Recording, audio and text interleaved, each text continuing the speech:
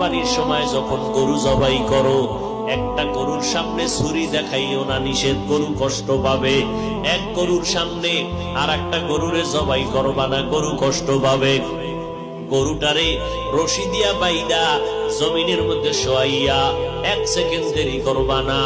কিন্তু আমাদের সমাজের মানুষেরা কোরবানির সময় গরুটারে হাতে পায়ে বান্ধিয়া মাটির মধ্যে শোয়াইয়া এরপরে বিশাল চিঠি পড়ে, অমুকের মাইয়া, অমুকের ভোলা, এইরকম 7 নাম 13 বাড়ির নাম নিয়া গোষ্ঠী শুদ্ধা নাম পড়ে।